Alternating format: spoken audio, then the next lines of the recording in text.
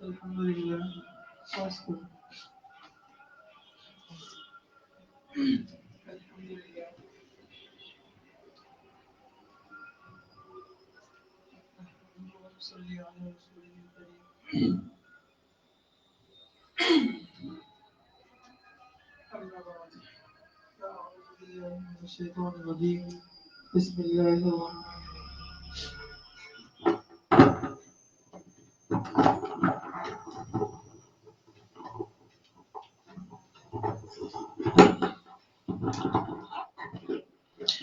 আল্লাহ পাকের দরবারে লাখো কোটি শুকরিয়া যে আল্লাহ তাআলা আমাদেরকে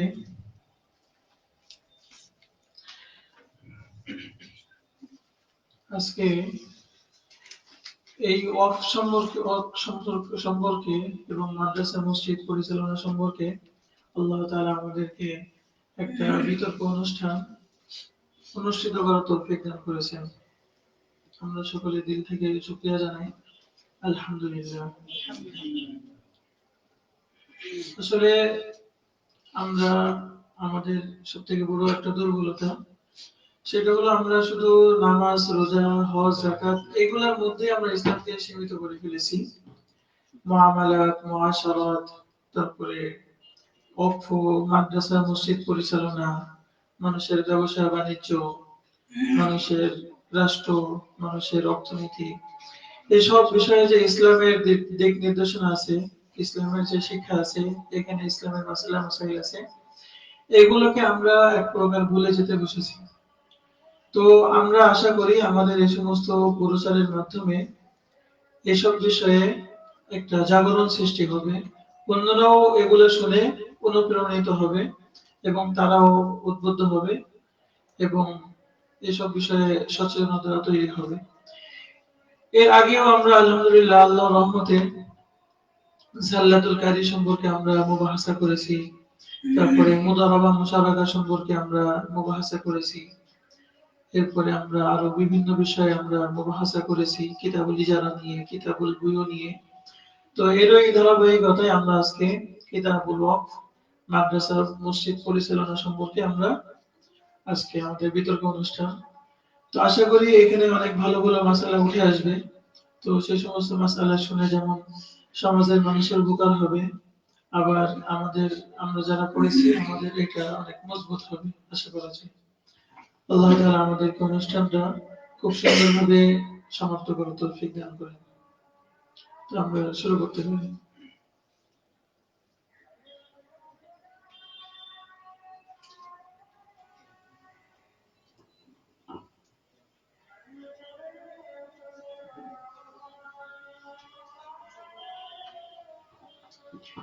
হ্যাঁ, এখন আল ফারিকুল আউয়াল, আপনার আল ফারিকুল আউয়াল, আল ফারিকুল আউয়ালের মধ্যে রয়েছে জুলকারনাইন নাইন, এরপরে মোহাম্মদ আল আমিন, মোহাম্মদ ফজলুর রহমান, এরপরে আছে মোহাম্মদ ইয়ামিন হাসান, এরপরে আছে আব্দুল মাজিদ, এরপরে আছে মোহাম্মদ ইমদাদুল্লাহ, এরপরে আছে মোহাম্মদ আসাদুল্লাহ। আর আল ফারিকুল সানির মধ্যে রয়েছে আব্দুল জলিল, আদম আলী, আশিকুল সামান, হাসানুর রহমান, এরপরে আছে বিনিয়ামিন, আছে আমানুল্লাহ, এরপরে ইমরান, এরপরে আছে আজাদুল ইসলাম। তো আমরা আল ফারিকুল আউয়াল, আল ফারিকুল সানি, উভয় ফরিক মোট 10টা করে প্রশ্ন করবেন, আর অপর ফরিক সেটার উত্তর দিবেন। প্রতি প্রশ্নের উত্তর দেওয়ার জন্য 6 নম্বর করে নির্ধারিত থাকবে। মোট সর্বমোট নম্বর হবে 60। তো 60 নম্বরের মধ্যে যে দল বেশি নম্বর পাবে সে দল বিজয়ী বলে ঘোষিত হবে। তো প্রত্যেক দলই আপনারা চেষ্টা করবেন যে আমরা ইনশাআল্লাহ আজকে বিজয়ী হব। আর প্রশ্নগুলো হবে খুবই মানে সুরত কেন্দ্রিক, যেটা কোনো মৌলিক মাসআলা না। প্রশ্ন হবে যে নির্দিষ্ট কি ঘটেছে সেটা বলতে হবে, আর অপর ফরিক আসালিবুল ইফতাকে সামনে রেখে সেটার উত্তর সুন্দরভাবে দিবেন। শুধু মাসআলা বলার জন্য মাসআলা বলা না, সেটা কি আপনারা ফতোয়া যেভাবে লেখেন সেইভাবে আপনি ওই ঘটনার উপরে আপনি সুন্দর করে প্রয়োগ করে দিবেন। আল্লাহ তাআলা আপনাদেরকে তৌফিক দান করেন। হ্যাঁ, তো কিরাত বলেন অল্প ছোট, এবং গজলটাও বলবেন ছোট।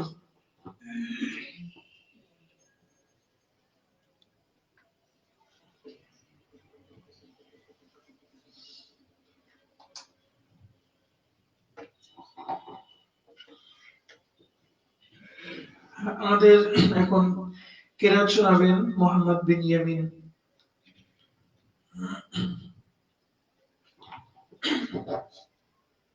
أعوذ بالله من الشيطان الرجيم. بسم الله الرحمن الرحيم.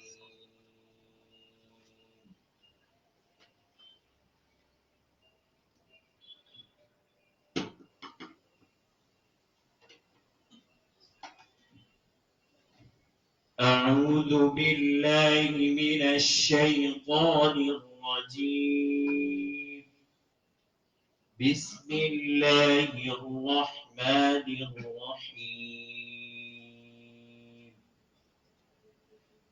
ولا تجعلوا مع الله إلها آخر إني لكم منه نذير مبين. كذلك ما أتى الذين من قبلهم من رسول إلا قالوا ساحر أو مجنون أتواصوا به بل هم قوم طاغون. صدق الله العظيم.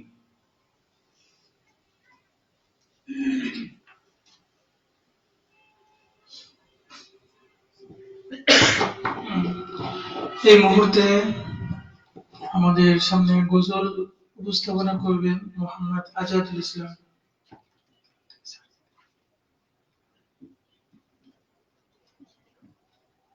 गुलामाने मोहम्मद को सदा बेदार रहना है, अभी खत्मे नबूवत पर बहुत होशियार रहना है।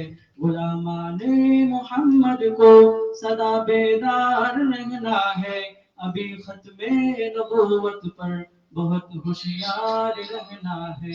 फकत खत्मे नबूवत से मुसलमानी सलामत है, अगर नाए मुसलमानों कयामत ही कयामत है, अगर नाए मुसलमानों कयामत ही कयामत है। हमें इश्क़े रिसालत में सदा सरशार रहना है, अभी खत्मे नबूवत पर बहुत होशियार रहना है। गुलामाने मोहम्मद को सदा बेदार रहना है, अभी खत्मे नबूवत पर बहुत होशियार रहना है। अक़ाबी आँख रखना है तरक्की के लिबादों पर, भरोसा कर नहीं सकते लगे निकले इरादों पर। भरोसा कर नहीं सकते लगे लिपटे इरादों पर हर एक मुनकिर के रास्ते में बने दीवार रंगना है अभी खत्मे नबूवत पर बहुत होशियार रहना है गुलामाने मोहम्मद के बेदार रहना है अभी खत्मे नबूवत पर बहुत होशियार रहना है। মাশাআল্লাহ। তো এই মুহূর্তে প্রথম প্রশ্ন করবেন আল ফারিক সানির পক্ষ থেকে, আর এটার উত্তর দিবেন আল ফারিকুল আউয়ালের সাথীবৃন্দ।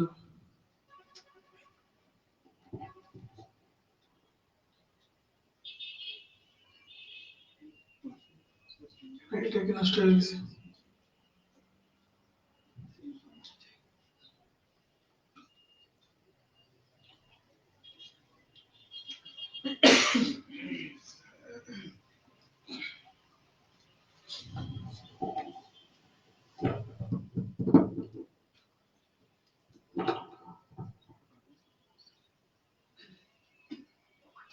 ফরিকে সানি ভাইদের পক্ষ থেকে ফরিকে আউয়াল ভাইদের নিকট প্রশ্ন হচ্ছে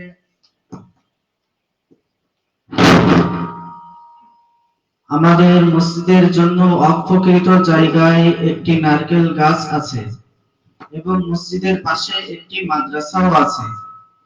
তো নারকেল গাছে যখন নারকেল বা ডাব হয় তখন মাদ্রাসার ছাত্ররা ওই নারকেল পেড়ে নিয়ে তারা খায়। জানার বিষয় হলো মসজিদের জায়গায় নারকেল গাছের ডাব বা নারকেল মাদ্রাসার ছাত্ররা খেতে পারবে কিনা, যদি খায় তাহলে তাদের এখন কি করণীয়?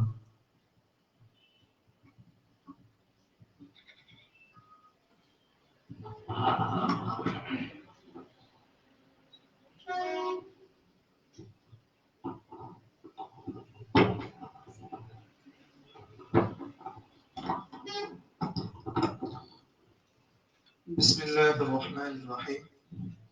ফরিক সানির পক্ষ থেকে ফরিক আউয়ালের নিকট যে মাসআলাটি জানার জন্য বলা হয়েছে তা হলো জানতে চাওয়া হয়েছে তা হলো যে মসজিদের জন্য অপকৃত জমিতে যদি কোনো ফল গাছ থাকে তাহলে সে ফল অন্য কেউ খেতে পারবে কিনা বিনামূল্যে।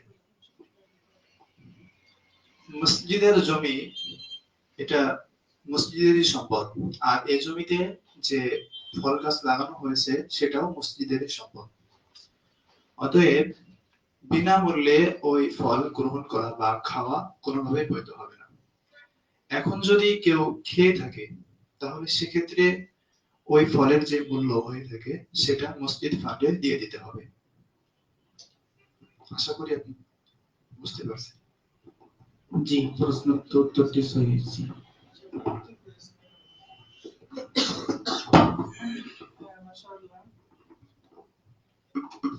প্রশ্নটির উত্তর সঠিক হয়েছে।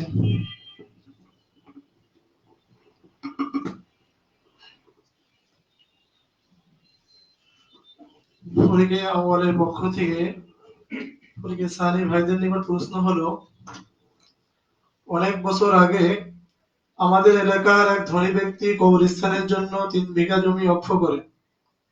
তার কিছুদিন পরে এলাকার কিছু মানুষ অক্ষকারী থেকে অনুমতি নিয়ে অক্ষকৃত 3 বিঘা জমি থেকে 2 বিঘা কবরস্থানের জন্য রেখে অবশিষ্ট 1 বিঘা জমিতে মসজিদ ও ঈদগাহ নির্মাণ করেন। সেখানে 5 ওয়াক্ত নামাজ ও ঈদের নামাজ তারা এ যাবৎ পড়ে আসছে। জানার বিষয় হলো অক্ষকারী তো এই 3 বিঘা জমি প্রথমে কবরস্থানের জন্য অক্ষ করেছেন, পরবর্তীতে তার থেকে অনুমতি নিয়ে এই জায়গায় মসজিদ ও ঈদগাহ তৈরি করা জায়েজ হয়েছে কিনা। এখন এই মসজিদ ও ঈদগাহের ব্যাপারে শরীয়তের বিধান কি, এবং যারা এতদিন সেখানে নামাজ পড়ে আসছেন তাদের নামাজের হুকুম কি?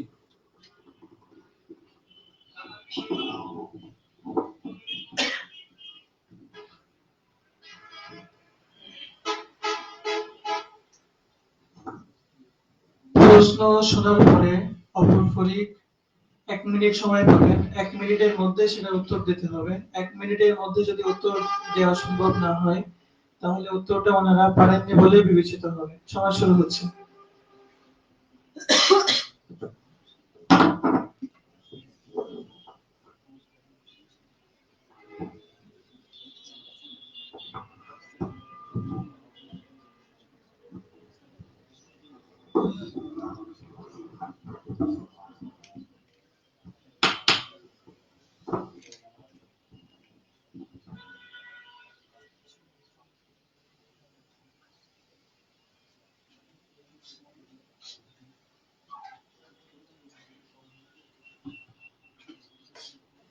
ফরিকে আওয়ালের পক্ষ থেকে ফরিকে সানিকে যে প্রশ্ন করা হয়েছে তার উত্তর হলো,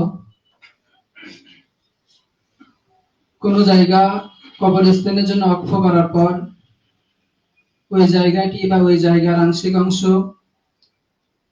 মসজিদ বা ঈদগাহের জন্য নিয়ে নেওয়া এবং সেখানে মসজিদ ও ঈদগাহ নির্মাণ করা বৈধ না। সুতরাং আপনার প্রশ্নোক্ত ক্ষেত্রে আপনার গ্রামের যে ব্যক্তি 3 বিঘা জমি কবরস্থানের জন্য ওয়াকফ করেছে, পরবর্তীতে তার অনুমতি নিয়েও সেখানে মসজিদ বা ঈদগাহ বানানো ঠিক হয়নি, কিন্তু এ যাবৎ ঈদগাহ ও মসজিদে যে নামাজগুলো আদায় করা হয়েছে সে নামাজগুলো সহিহ হয়েছে, পুনরায় সে নামাজগুলো দোহরানো লাগবে না।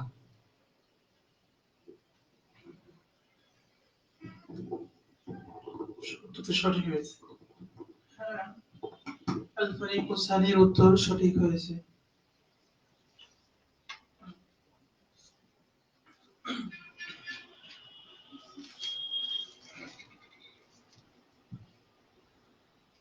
ফরিকে সানি ভাইয়ের পক্ষ থেকে ফরিকে আউয়াল ভাইদের নিকটে প্রশ্ন হলো, আমাদের মসজিদের চতুর্দিকে বেড়া দেওয়া আছে টিন শেডের। এখন মসজিদ কর্তৃপক্ষ চাচ্ছে যে তারা সেখানে দেয়াল দিয়ে মসজিদটাকে সুন্দর করতে।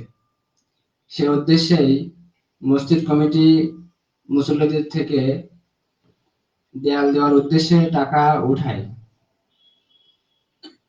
তো কিছুদিন পর থেকে দেয়ালের কাজ শুরু হবে। তো ইতিমধ্যে মসজিদের সাধারণ ফান্ডে টাকার সংকটের কারণে ইমাম এবং মুয়াজ্জিনের বেতন দেওয়া সম্ভব হচ্ছে না। এজন্য মসজিদ কমিটি চাচ্ছে যে এই টাকা দিয়ে ইমাম মুয়াজ্জিনের বেতন দিবে। এখন আমার জানার বিষয় হলো, তারা মসজিদের দেয়াল দেওয়ার উদ্দেশ্যে উঠানো টাকা দিয়ে ইমাম মুয়াজ্জিনের বেতন দিতে পারবে কিনা।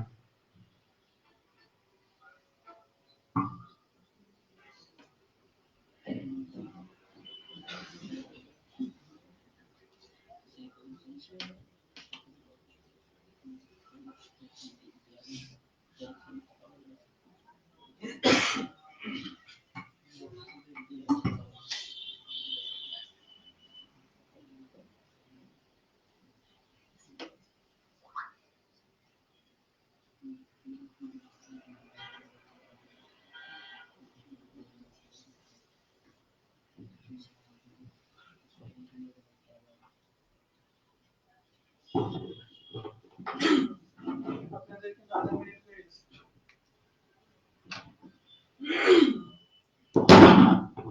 ওনাদের প্রশ্নের খোলাসা হলো যে মসজিদের একটা ফান্ডের জন্য টাকা উঠিয়েছে, তো সেই টাকা অন্য কোনো খাতে খরচ করা যাবে না। এটা হলো ওনাদের বক্তব্যের খোলাসা।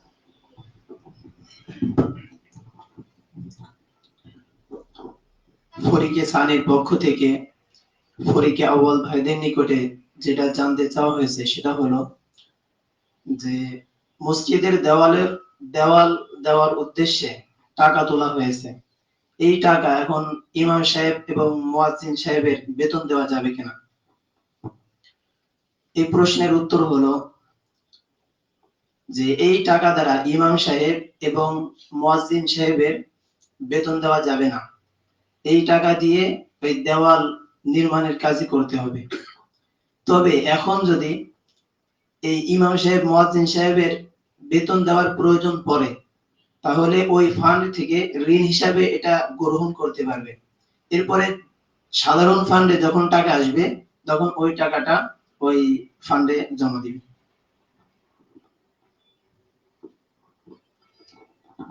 জি, উত্তর সঠিক হয়েছে। তো এক্ষেত্রে আল ফারিকুল আউয়াল আরো 6 নম্বর পেয়ে যাচ্ছেন। অর্থাৎ শরীয়তের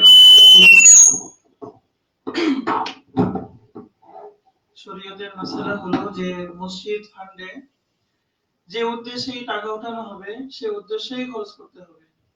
মসজিদ ফান্ডে যদি ভবন নির্মাণ করার জন্য যদি টাকা উঠিয়ে থাকে তাহলে ওই টাকা দিয়ে ভবনই নির্মাণ করতে হবে, অন্য কোনো খাতে সেটা ব্যয় করা যাবে না।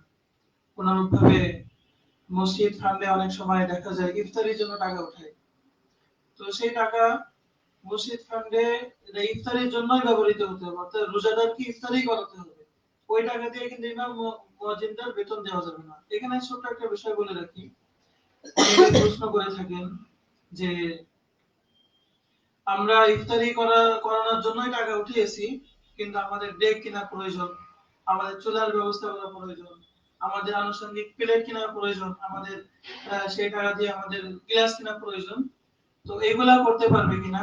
তো এক্ষেত্রে মাসআলা হলো যেহেতু ওইগুলো ইফতারির কাজেই ব্যবহৃত হবে, ইফতার কাজের সহযোগী হিসাবে ওটা ব্যবহৃত হবে, এই জন্য সরাসরি রোজাদারকে খাওয়ানো না হলেও এই সমস্ত কাজে সাধারণভাবে ইফতারের জন্য তোলা টাকাও ব্যবহার করা যাবে।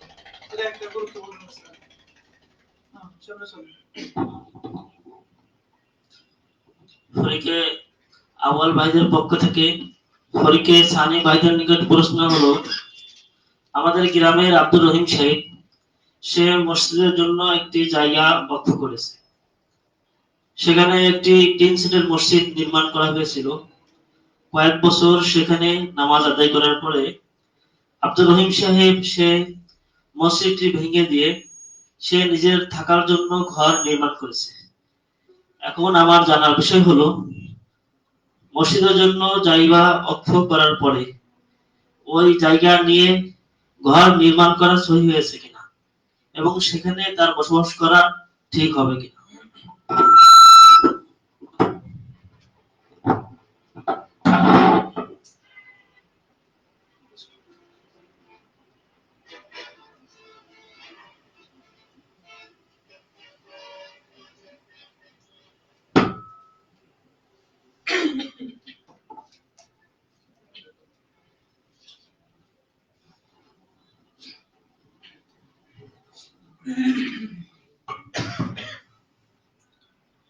ফরিকে আউয়াল ভাইরা ফরিকে সানিদের নিকটে যে প্রশ্নটি করছেন তার খোলাসা হলো, ওনার গ্রামের আব্দুর রহিম ভাই মসজিদের জন্য একটি জায়গা অক্ষ করেছিলেন এবং কিছু বছর পরে তিনি এবং সেখানে একটি 3 সেটের মসজিদও তৈরি করেছিলেন। কিন্তু আব্দুর রহিম ভাই কিছু বছর পরে ওই মসজিদটি ভেঙে সেখানে তিনি নিজের বাড়ি নির্মাণ করেন। এখন তার জন্য এখানে বসবাস করা বৈধ হবে কিনা। তো প্রশ্নোক্ত ক্ষেত্রে এখন আব্দুর রহিম ভাইয়ের জন্য মসজিদের জন্য ওয়াকফ করে এবং মসজিদের এবং ওই জায়গায় মসজিদ ঘর নির্মাণ হওয়ার পরে আব্দুর রহিম ভাইয়ের জন্য ওই মসজিদটি ভেঙে দিয়ে নিজের জন্য ফিরিয়ে নেওয়া এবং সেই জায়গায় নিজের বাড়ি নির্মাণ করা বৈধ হয়নি। এজন্য তার জন্য এখন করণীয় হলো তিনি দ্রুত নিজের বাড়িটি সেখান থেকে ভেঙে মসজিদের জন্য ফিরিয়ে দাও। সঠিক হয়েছে। আপনারা কথাগুলো একটু সহজে বলবেন, তার জন্য করণীয় হলো মানে এত কথা না বলে মানে খুব ছোট মানে সহজে আপনারা উপস্থাপনা করার চেষ্টা করবেন। তো এই উত্তরটিও সঠিক হয়েছে। তো ওনার আল ফারিকুস সানি ওনারা 6 নম্বর পেয়ে যাচ্ছেন। সামনে চলেন।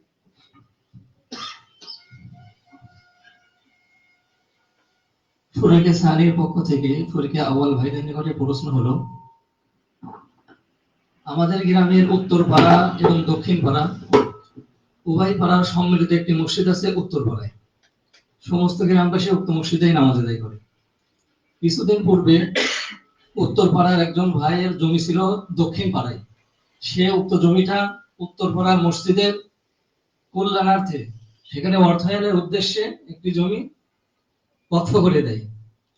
এখন দক্ষিণ পাড়ায় যেহেতু মসজিদ নেই, এই কারণে আমরা চাচ্ছি যে উত্তর পাড়ার যে মসজিদের জন্য যে জমি দান করা হয়েছে ওই জমিতে দক্ষিণ পাড়ার মসজিদ নির্মাণ করতে চাচ্ছি, অর্থাৎ অন্য মসজিদের জায়গায় আমরা মসজিদ নির্মাণ করতে চাচ্ছি। এখন আমার জানার বিষয় হলো অন্য একটি মসজিদের অর্থায়নের জন্য যে জমি দান করা হয়েছে উক্ত জমিনে ভিন্ন একটি মসজিদ নির্মাণ করা শরিয়ত সম্মত কিনা।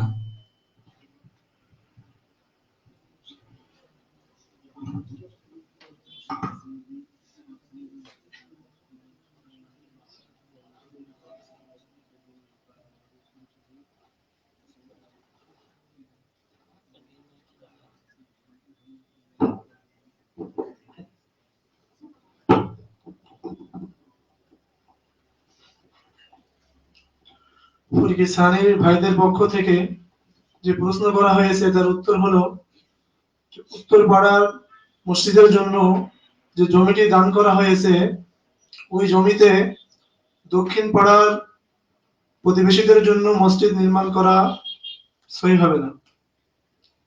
এই এই জমিটি উত্তর পাড়ার মসজিদের জন্যই থাকবে। এখন দক্ষিণ পাড়াবাসীরা মসজিদ নির্মাণ করতে চাইলে তারা সবাই টাকা উত্তোলন করে মসজিদ নির্মাণের জন্য চেষ্টা করবে। উত্তর সহি হয়েছে।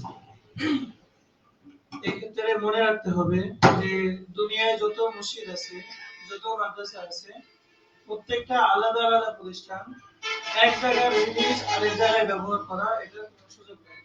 এই জন্য একটা মসজিদের জায়গা অনেক বেশি আছে বা বিভিন্ন জায়গায় একটা মসজিদের জায়গা আছে, এর অর্থ এটা না যে ওই এলাকায় কোনো মানুষ ওই মসজিদের মাসালেহের জন্য, ওই আরেকটা মসজিদের উপকারের জন্য যে জমি অক্ষ করা আছে, তো ওই অক্ষীয় জমিনের মধ্যে আরেকটা মসজিদ নির্মাণ করা এটা বৈধ হবে না। অর্থাৎ প্রতিটা মসজিদ এটা আলাদা আলাদা অক্ষীয় প্রতিষ্ঠান। তো সঠিক হয়েছে। আল ফারিকুল আউয়াল 6 নম্বর পাচ্ছেন।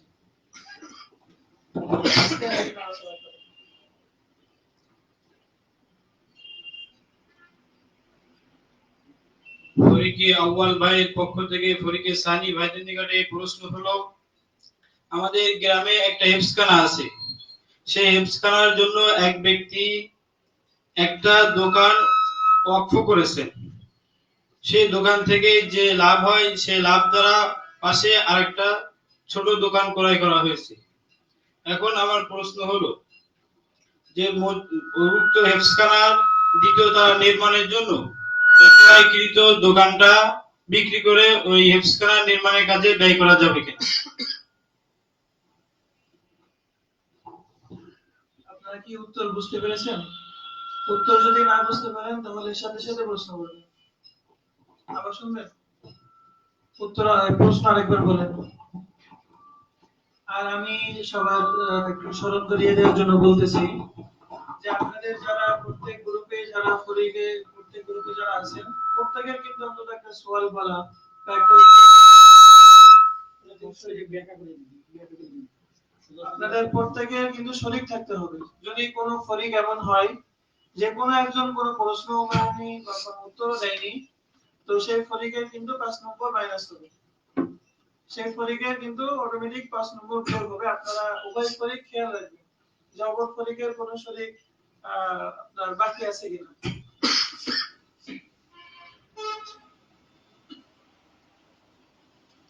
প্রথম ফরিকের পক্ষ থেকে দ্বিতীয় ফরিক ভাইদের নিকটে আমার প্রশ্ন হলো, আমাদের গ্রামে একটা হেফজখানা আছে।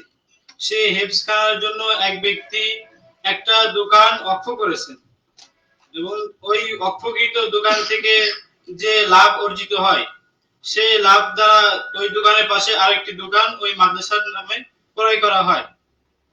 এখন ওই মাদ্রাসার দ্বিতীয় তলা নির্মাণের জন্য ওই ক্রয়কৃত দোকানটা বিক্রি করে ওই মাদ্রাসার নির্মাণ কাজে ব্যয় করা যাবে কিনা?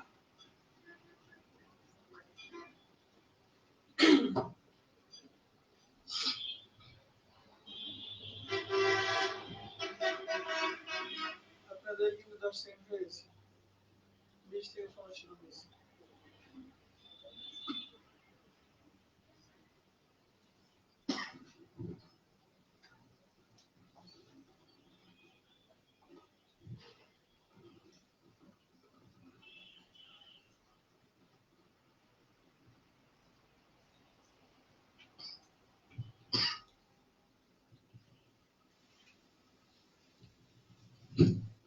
ফরিকে আউয়াল ভাইদের পক্ষ থেকে যে প্রশ্ন করা হয়েছে তার উত্তর হলো, ওয়াকফ সম্পত্তি থেকে অর্জিত টাকা দ্বারা যদি কোনো কিছু ক্রয় করা হয়, তাহলে উক্ত ক্রয়কৃত বস্তু সেটা ওয়াকফ সম্পত্তি হিসেবে গণ্য হয় না। সুতরাং দ্বিতীয় যে দোকানটি ক্রয় করা হয়েছে সেটা ওয়াকফ করা হয়নি, বরং ওয়াকফকৃত দোকান থেকে অর্জিত টাকা দ্বারা দ্বিতীয় দোকানটা ক্রয় করা হয়েছে। সুতরাং উক্ত দোকান বিক্রি করে উক্ত টাকা, ওই টাকা দ্বারা মাদ্রাসার দ্বিতীয় তলার বিল্ডিং এর কাজ করা বৈধ হবে এবং করতে পারবে, কোনো সমস্যা নেই। উত্তর সঠিক হয়েছে। মাশাআল্লাহ। তো এক্ষেত্রে আল ফারিক সানি ওনারা 6 নম্বর পেয়ে যাচ্ছে। তো এক্ষেত্রে মনে রাখতে হবে যে একটি হলো ওকফিয়া জমি, যেটাকে মানুষ ওকফ করেছে মাদ্রাসা নির্মাণ করার জন্য, মসজিদ নির্মাণ করার জন্য। তো এমন জায়গা কখনো বিক্রি করা, এটা আইওয়াজ বদল করা, এটা বৈধ হয় না। কিন্তু যদি মাদ্রাসা মসজিদের থেকে কোনো আয় হয়, তো যেমন মাদ্রাসার পুকুর আছে, সেই পুকুরে মাছ বিক্রি করে অনেক টাকা আয় হলো, অথবা মাদ্রাসার কোনো দোকান ঘর আছে ইত্যাদি, তো সেই সমস্ত জায়গা থেকে যদি আয় হয় আর ওই আয় দিয়ে যদি কোনো জমি ক্রয় করা হয়, তো এটা পুরোপুরি ওকফিয়া জমি হয়ে যায় না। এখানে এটা মাদ্রাসা বা মসজিদের প্রয়োজনে, মাদ্রাসা যদি হয়ে থাকে মাদ্রাসার প্রয়োজনে, মসজিদের যদি হয়ে থাকে মসজিদের প্রয়োজনে এটা এটা বিক্রি করা বৈধ হয়। ফরিকে সানি ভাইদের পক্ষ থেকে ফরিকে আউয়াল ভাইদের নিকট প্রশ্ন হলো, আমার আব্বাজান 30% জমি আমার বড় ভাইয়ের নামে লিখে দেয়। এরপরে আমার বড় ভাই ওই জমিটা কবজাও করে নেয়। এর কিছুদিন পরে আমার বড় ভাই বিদেশে চলে যায়। যাওয়ার পরে কবজা না বলে বলেন যে ওটাকে দখলে নেন। আমার বড় ভাই ওই জমিটা দখলে নেয়। এরপরে এর কিছুদিন পরে আমার বড় ভাই বিদেশে চলে যায়।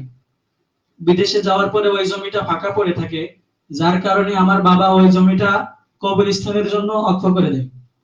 এরপরে ওই কবরস্থানে কয়েকটি কবরও দেওয়া হয়। অতঃপর কয়েক বছর পরে আমার বড় ভাই আবার দেশে চলে আসে। আমাদের গ্রামে মসজিদ না থাকায় আমার বড় ভাই ওই জমিটা দ্বিতীয়বার মসজিদের জন্য অক্ষ করে দেয়। এখন আমার জানার বিষয় হলো, ওই জমিটা মসজিদের জন্য অক্ষ করা সহি হয়েছে কিনা। আপনারা কি প্রশ্ন বুঝতে পেরেছেন?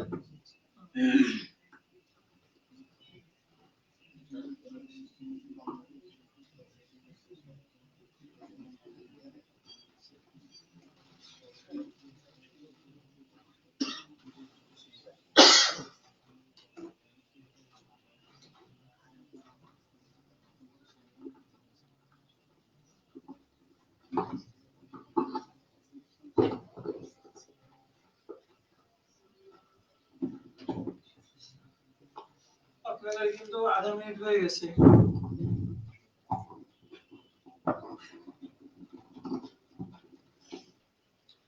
ফরিকে সানি ভাইদের পক্ষ থেকে ফরিকে আউয়াল ভাইদের নিকট যে প্রশ্ন করা হয়েছে তার উত্তর হলো, যে ওই উক্ত ব্যক্তির পিতা তার ছেলেকে যে জমি দিয়ে দিয়েছিল এবং সেটা সে দখলে নেওয়ার পরে বিদেশে চলে গেছে। এরপরে তার পিতা ওই জমিটি কবরস্থানের জন্য অক্ষ করে দিয়েছে। এই অক্ষ করাটা সহি হয়নি। পরবর্তীতে উক্ত ব্যক্তি বিদেশ থেকে আসার পরে পরবর্তীতে যখন ওই জমিটি মসজিদের জন্য অক্ষ করেছে, তার এই পরবর্তীতে মসজিদের জন্য অক্ষ করেছে, এই অক্ষ করাটা সহি হয়েছে এবং এটা মসজিদের জন্য অক্ষ হিসেবে ভালো থাকবে।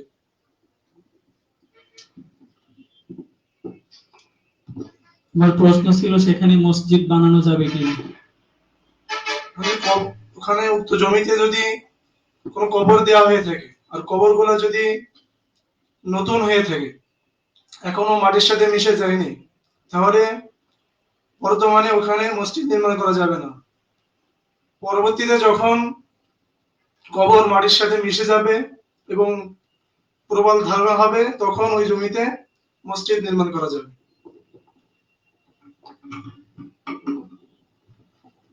আপনাদের উত্তর আংশিক হয়েছে।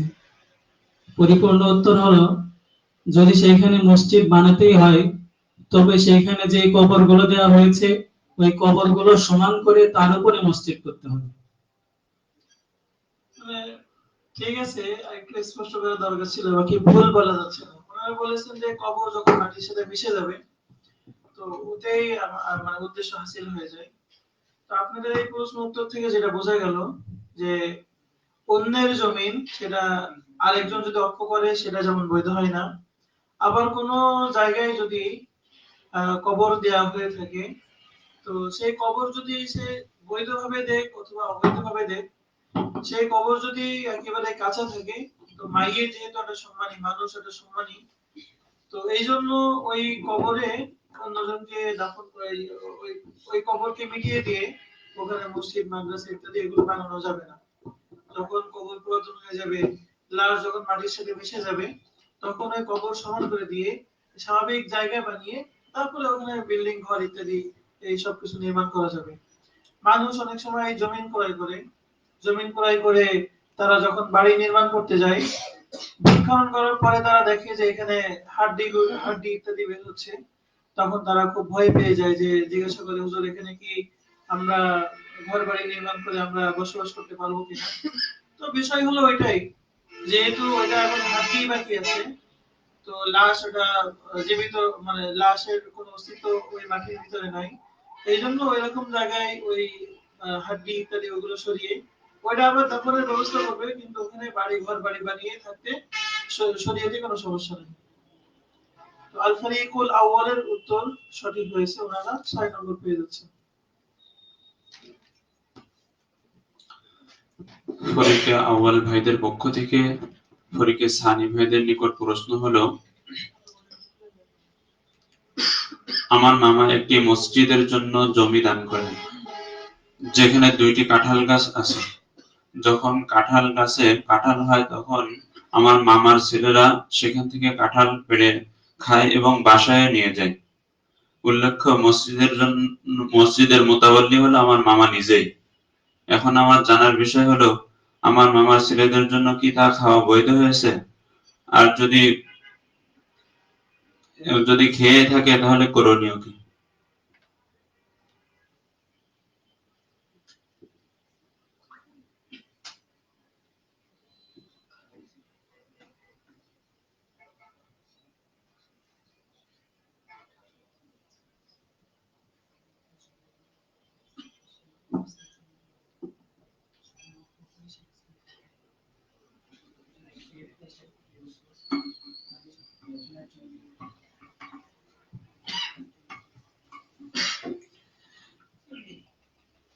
প্রতিপক্ষ ভাইদের প্রশ্নের উত্তর হলো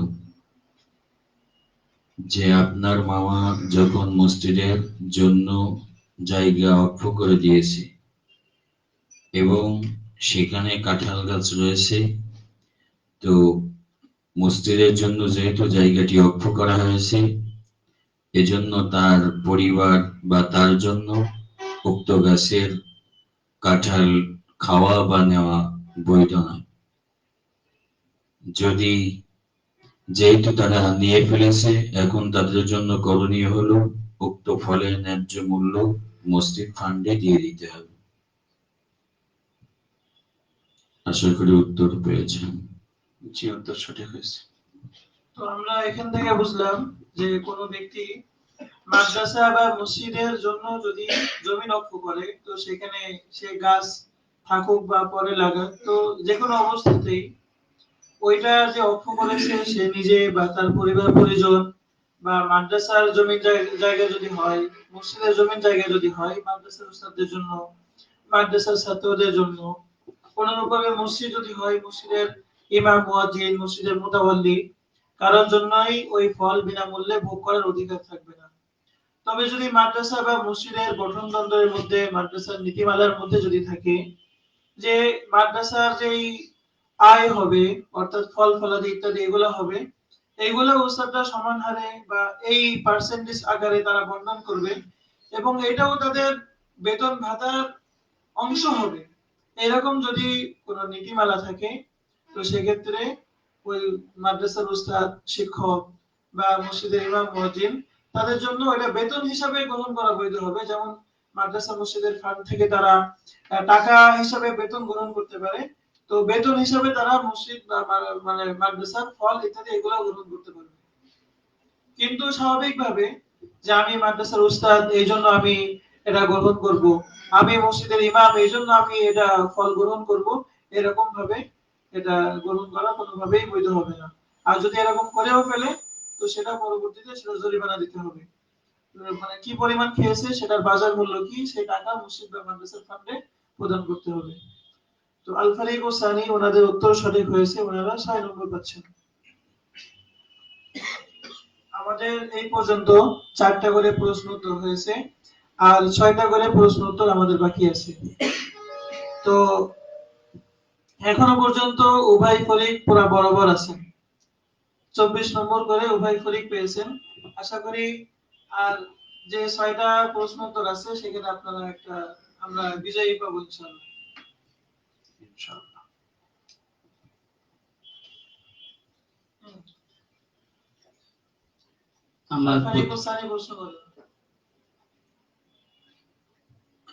আমার প্রতিপক্ষ ভাইদের নিকট আমার প্রশ্ন হলো, এক ব্যক্তি কবরস্থানের জন্য 1 বিঘা জমি ওয়াকফ করেন।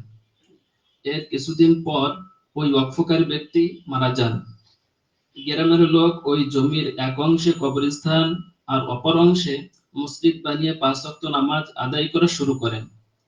আর এইভাবে দীর্ঘদিন যাবত নামাজ আদায় করে আসছেন। আমার জানার বিষয় হলো, ওই জমিতে মসজিদ বানানো এবং সেখানে নামাজ আদায় করার হুকুম কি?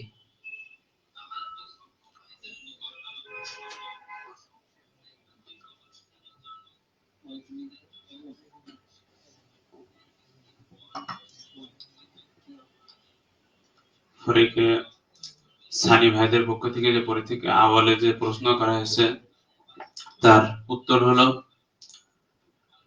ওই ভাই যেহেতু কবরস্থানের জন্য ওয়াকফ করেছেন, এর জন্য পরবর্তীতে ওখানে মসজিদ তৈরি করার শরিয়াত সম্মত হয়নি, এই জন্য মসজিদটি শরিয়া মসজিদ হয়নি। এই জন্য ওখানে ওই মসজিদটা উঠে ফেলতে হবে, যেহেতু শরিয়াত সম্মত মসজিদ হয়নি, এই জন্য উঠে ফেলতে হবে। আর যে ঈদে যে নামাজ পড়া হয়েছে মসজিদে, এই নামাজগুলো আদায় হয়ে গেছে বলে গণ্য হবে।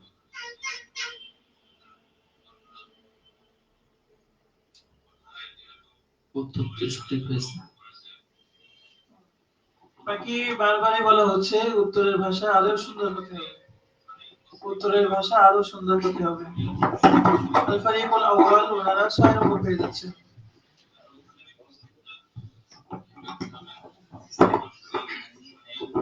আর মসজিদ উঠিয়ে ফেলা হয় না, মসজিদ সরিয়ে ফেলা, এরকম কথা বলা উচিত। মসজিদ সরিয়ে ফেলতে হবে বা মসজিদ ওখান থেকে উন্নতর হয়েছে। ফরিকে আউয়াল ভাইদের পক্ষ থেকে ফরিকে সানি ভাইদের নিকট আমার প্রশ্ন হলো যে, আমার নানাবাড়ি এলাকার মসজিদের একজন মুয়াজ্জিন ছিলেন, যিনি খুবই পরহেজগার মানুষ ছিলেন, এবং তিনি এই মসজিদের জন্য একটা মাইক, আজান দেওয়ার জন্য একটা মাইক তিনি দান করেন বা দিয়ে দেন। পরবর্তীতে মসজিদে তাবলিগ জামাতের মধ্যে ভিন্নতা আসার কারণে, উনি এতাতি হয়ে যাওয়ার কারণে উনাকে মসজিদ থেকে মুয়াজ্জিনের এই দায়িত্ব থেকে অব্যাহতি দিয়ে দেওয়া হয়, এবং তিনি এ কারণে ওই মসজিদের মাইকটা খুলে বাসায় নিয়ে চলে যান এবং বলেন যে, আমি যেহেতু এই মাইকটা দিয়েছি এবং আমি যেহেতু এই মসজিদ থেকে বিতাড়িত হচ্ছি, মুয়াজ্জিন ছিলাম, তো এই জন্য মাইকটা আমি নিয়ে যাচ্ছি। এখন আমার জানার বিষয় হলো, তার এই দাবিটা কি আসলে যুক্তিযুক্ত? শরীয়তের আলোকে জানালে খুবই কৃতার্থ হব। তার দাবি না, তার কাজটি। তার কাজটি।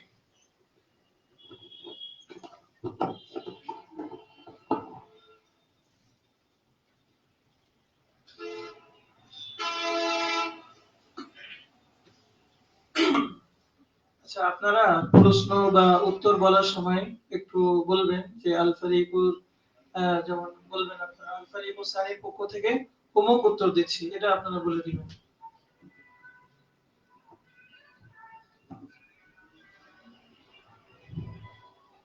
প্রশ্ন করার সময় এটা বলবেন যে আল ফারিকুল আউয়ালের পক্ষ থেকে আল ফারিকুল সানি ভাইদের কাছে আমি অমুক প্রশ্ন করছি।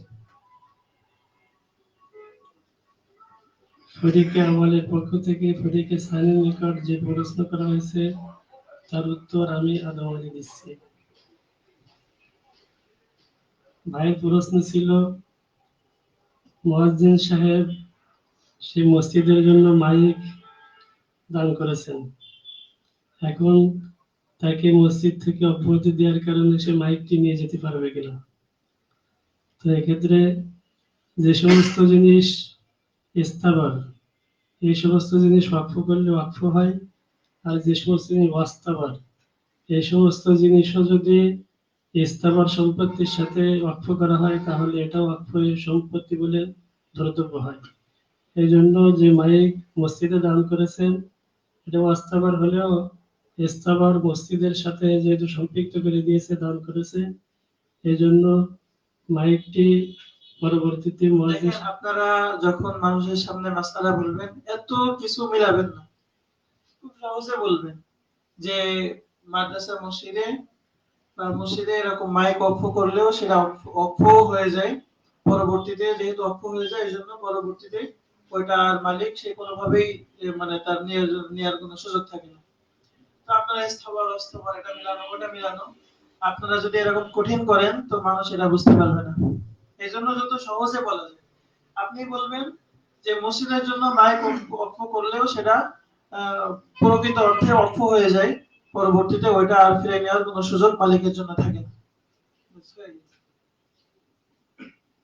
একটা হলো যে আপনি বোঝার জন্য এটা দর্শে আপনি ছাত্রদের সামনে আলোচনা করলেন, কিন্তু আপনি যখন মানুষের সামনে বলবেন তখন কিন্তু সেটা মানে অল্প কথাই হতে হবে, মানুষের বোধগম্য ভাষায় হতে হবে। ওই যে আপনারা বারবার পড়েন যে স্থান কাল উপযোগী করে বলা, খুব সহজ ভাবে বলা, তো সেটা পুরোই ভুল এগুলো।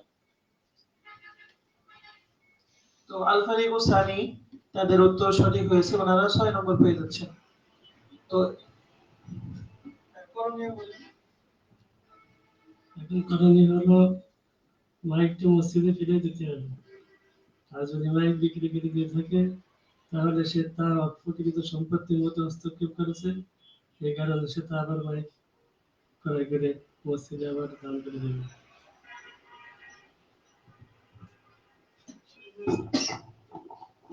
ওনাদের উত্তর সঠিক হয়েছে। আল ফারিক ও সানি প্রশ্ন করেন।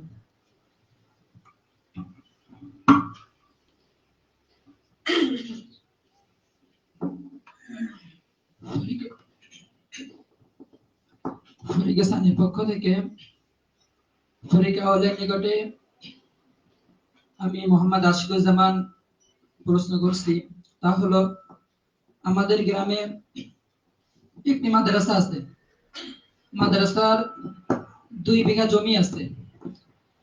এই জমি গ্রামের এক প্রভাবশালী ব্যক্তির হাতে ছিল, কিন্তু প্রভাবশালী ব্যক্তি কোনোভাবেই এই জায়গাটি আর মাদ্রাসার জন্য দিচ্ছে না। সে বলছে আমি এই জায়গার পরিবর্তে 5 কোটি টাকা দিচ্ছি, যে 5 কোটি টাকা নিলে অন্যত্র আরো ভালো জায়গা কিনে সেখানে একটি নতুন মাদ্রাসা করা সম্ভব। এখন আমার জানার বিষয় হলো প্রভাবশালী ব্যক্তির কাছ থেকে মাদ্রাসার 2 বিঘা জমি না নিয়ে এই 5 কোটি টাকা নিয়ে অন্যত্র জায়গা ক্রয় করে মাদ্রাসা বানানো যাবে কিনা।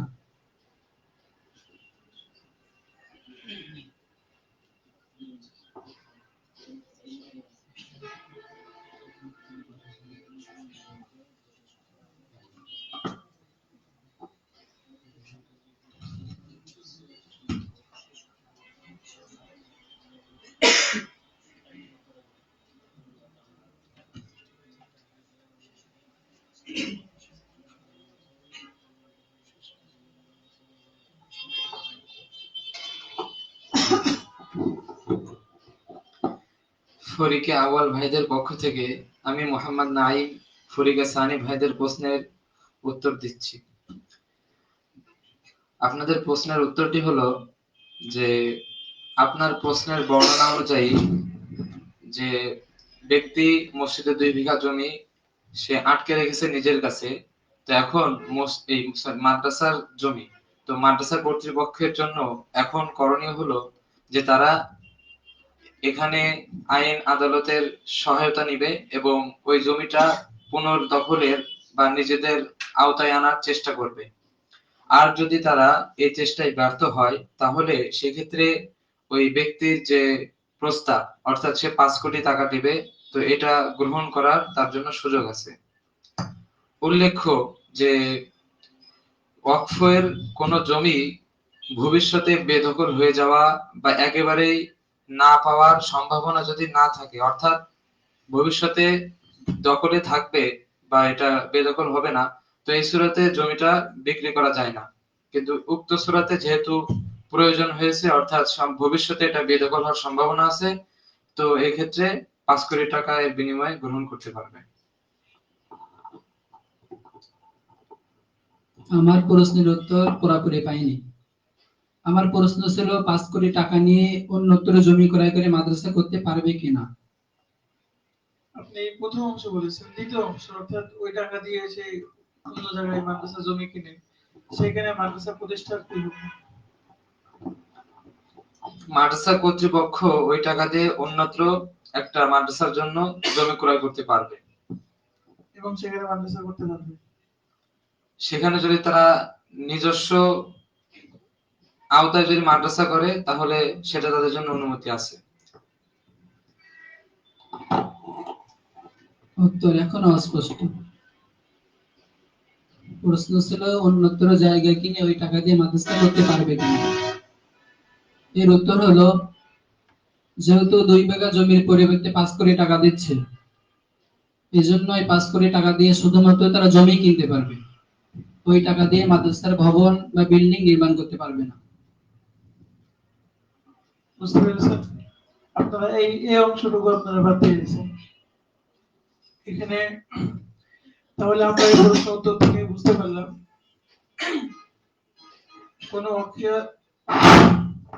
কোন অক্ষের জায়গা সেটা কোনোভাবে রিওয়াজ বদল করা যায় না, কিন্তু রিওয়াজ বদল করা যায় না, কিন্তু যদি কোনো সময় এমন পরিস্থিতি তৈরি হয়, যদি অর্থাৎ এমন প্রভাবশালীর কাছে আছে, অর্থাৎ আইন আদালত দিয়েও তাকে আটকানো যাচ্ছে না, তার কাছ থেকে জমি উদ্ধার করা যাচ্ছে না, তো সে প্রস্তাব দিচ্ছে যে আমার কাছে টাকা নাও অথবা আমি অমুক জায়গায় জমি কিনে দিব। তো এক্ষেত্রে মাদ্রাসা কর্তৃপক্ষ অবশ্যই তারা যথাসাধ্য চেষ্টা করবে সেই জমিটাই মাদ্রাসার জন্য যেটা বা মসজিদের জন্য যেটা অক্ষ করা হয়েছে ওইটাই উদ্ধার করার চেষ্টা করবে, মানে সর্বোচ্চ চেষ্টা করবে। যদি কোনোভাবেই সম্ভব না হয় তো সেক্ষেত্রে তারা সেটা বিনিময় নিতে পারবে, এবং যদি শুধু জমি বাবদ হয় তাহলে ওই টাকা দিয়ে পরবর্তীতে শুধু জমিই কিনতে হবে, অন্য কোনো কিছু ক্রয় করতে পারবে না। এবং এখানে এই সম্ভাবনাও থাকবে যে আমি যদি তার থেকে এই বদল গ্রহণ না করি ভবিষ্যতে হয়তো এই বদলও পাওয়া যাবে না, তখন অক্ষয় প্রতিষ্ঠানের জন্য অনেক ব্যাপক ক্ষতি হয়ে যাবে। তো এইরকম একেবারে স্বাধীন প্রয়োজন ছাড়া টুকটাক ছোটখাটো কারণে, যেমন আমাদের সমাজে দেখা যায় অনেক সময় মানুষ এসে জিজ্ঞাসা করে, হুজুর রাস্তার এই পাশে আছে জমিন, মাদ্রাসার জমি অক্ষ কিনিত, তো মাদ্রাসার এই পাশে হলে খুব ভালো হতো, তো কি জরুরত? তো জরুরত হলো ভালো হতো, জরুরত হলো ভালো হতো, শুধু এতটুকু ভালো হতো। এই জরুরতের কারণে অক্ষয় জমিন এরা বদল করা, এক জায়গায় বিক্রি করে আরেক জায়গায় ক্রয় করা, এটা সম্পূর্ণ নিষিদ্ধ। তো আমরা এখান থেকে একটা মৌলিক বিষয় জানতে পারলাম, অক্ষয় জমিন সেটা একেবারে কিয়ামত পর্যন্ত অক্ষয় প্রতিষ্ঠান হিসেবেই থাকবে, সেটা বিক্রি করা, সেটা পরিবর্তন করা এটা কোনো আসলে সুযোগই নাই। হ্যাঁ, টুকটাক দুই একটা সূরা এমন পাওয়া যায় যে এটা হলো একেবারে স্বাধীন প্রয়োজন এরকম, অর্থাৎ মৌলিক মাসআলা হলো অক্ষয় জমিন আইওয়াজ বদল করা যাবে না, বিক্রি করা যাবে না, হেবা করা যাবে না, যেটা হযরত ওমর ফারুক রাদিয়াল্লাহু তাআলা আনহু হাদিসের মধ্যে রাসূল কারীম সাল্লাল্লাহু আলাইহি ওয়াসাল্লাম ইরশাদ করেছেন। তো আল ফারিকুল আউয়ালের প্রশ্ন হয়েছে, বাকি একটা অংশ ছুটে গিয়েছে, এজন্য ওনারা 5 নম্বর করছেন।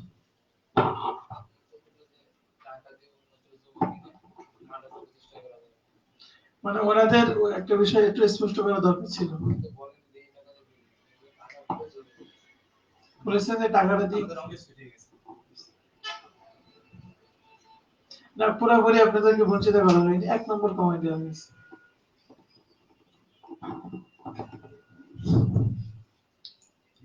আমার নাম ফজলুর রহমান। ফরিকে সানি ভাইদের নিকট আমার জানার বিষয় হলো, আমাদের এলাকায় একটা মসজিদ আছে এবং এই মসজিদের জন্য মাঠের ভিতরে একটা জায়গা অক্ষ করা হয়েছে, অর্থাৎ যেটা ক্ষেত হিসেবে ব্যবহৃত হয়। তো যে ইমামই পরিবর্তিত হোক না কেন, যিনি ইমাম হিসেবে থাকেন তিনি ওই জমিটা চাষাবাদ করে নিজেই সেটা ভোগ করেন। তো আমার জানার বিষয় হলো, মসজিদের জন্য অক্ষকৃত জমি ইমাম সাহেব কর্তৃক এভাবে ব্যবহার করা কতটুকু শরীয়তসম্মত হবে?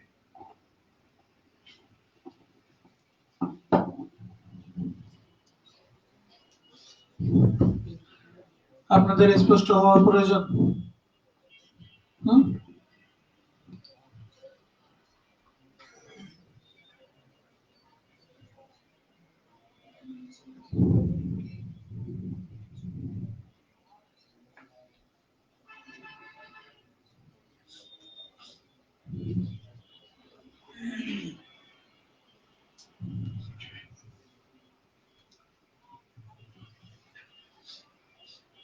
আমি মোহাম্মদ আব্দুল জলিল, ফরিকে সানির পক্ষ থেকে ফরিকে আউয়াল ভাইরা যে প্রশ্ন করেছেন তার উত্তর দিচ্ছি। মসজিদের জন্য ওয়াকফকৃত কোনো জমিন যদি ওয়াকফ করা হয় তাহলে সেটা মসজিদের ওয়াকফকৃত সম্পদ হিসেবে গণ্য হয়। সুতরাং সেটা কোনোভাবে কেউ ভোগ দখল করা এবং সেখান থেকে উপকৃত হওয়া বৈধ নয়। তবে মসজিদ কর্তৃপক্ষ যদি এটা, যিনি ইমাম বা মুয়াজ্জিন হবেন তার বেতনের অংশ হিসেবে যদি এটাকে তাকে দিয়ে থাকেন, যে যেহেতু মসজিদের বেতন কম আছে বা পর্যাপ্ত পরিমাণ সেই পরিমাণ বেতন দেওয়া হয় না, এটা পোষানোর জন্য জমি দেওয়া হয়, যে যতদিন তিনি ইমাম হিসেবে থাকবেন ততদিন উক্ত জমি থেকে উপকৃত হবেন। যদি এটা বেতনের অংশ হিসেবে দেওয়া হয় তাহলে এটা বৈধ আছে। সুতরাং প্রশ্নোক্ত ক্ষেত্রে ইমাম সাহেবের জন্য উক্ত জমি চাষাবাদ করা এবং তার থেকে উপকৃত হওয়া বৈধ আছে।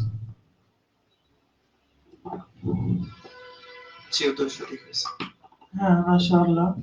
আল ফারিক সানি 6 নম্বর পেয়ে যাচ্ছে। আল ফারিক সানি প্রশ্ন করেন।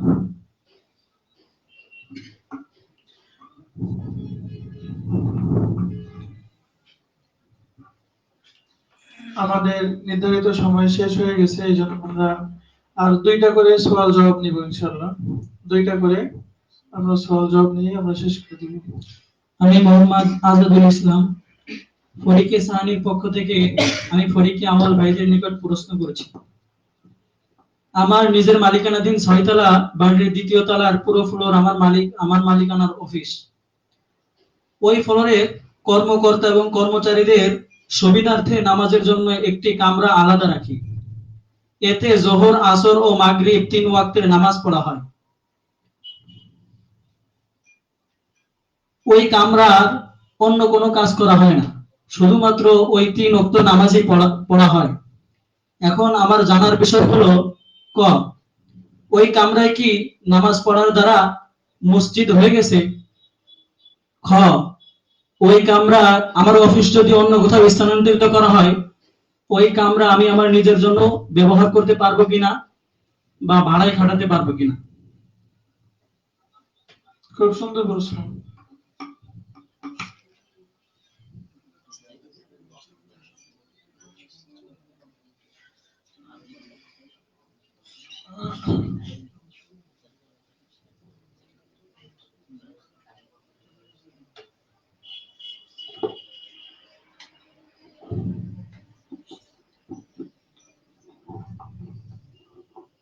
বিসমিল্লাহির রহমানির রহিম।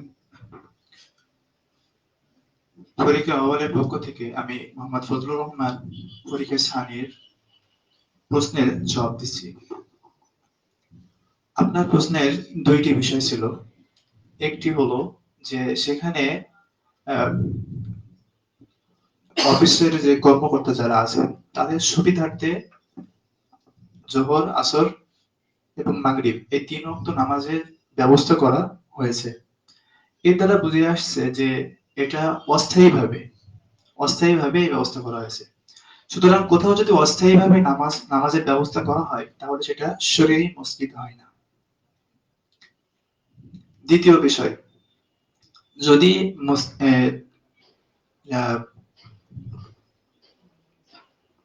অফিসটা উন্নত স্থানান্তর করা হয় তাহলে সেক্ষেত্রে ওই কামরাতে বসবাস করতে বা ওই কামরা অন্য কোনো কাজে লাগাতে কোনো অসুবিধা নেই।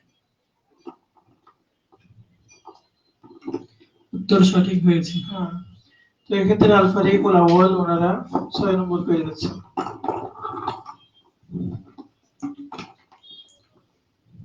ফরিকে আউয়াল ভাইদের পক্ষ থেকে ফরিকে ভাইদের নিকটে আমার প্রশ্ন হলো যে আমাদের সমাজে কেউ মারা গেলে মসজিদের মাইকে মৃত্যু সংবাদ প্রচলনের নিয়ম রয়েছে।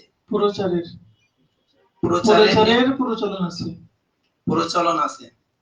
কেউ কেউ বলেন এটা জায়েজ নেই, কিন্তু এটা নিয়মিতভাবে প্রচার করা হয়। এখন আমার জানার বিষয় হলো আসলে মসজিদের মাইকে মৃত্যু সংবাদ প্রচার করা জায়েজ আছে কিনা, একটু দলিল আকারে বললে পরে ভালো হয়। বুঝিয়ে বললে ভালো হয়, সুন্দর করে বুঝিয়ে বললে ভালো হয়।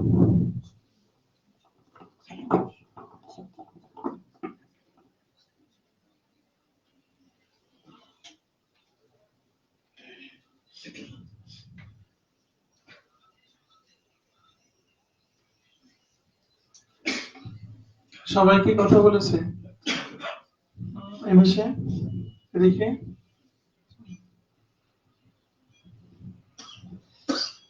ফরিকে আউয়াল ভাইদের পক্ষ থেকে যে প্রশ্ন করা হয়েছে, আমি মোহাম্মদ আব্দুল জলিল ফরিকে সানির পক্ষ থেকে উত্তর দিচ্ছি।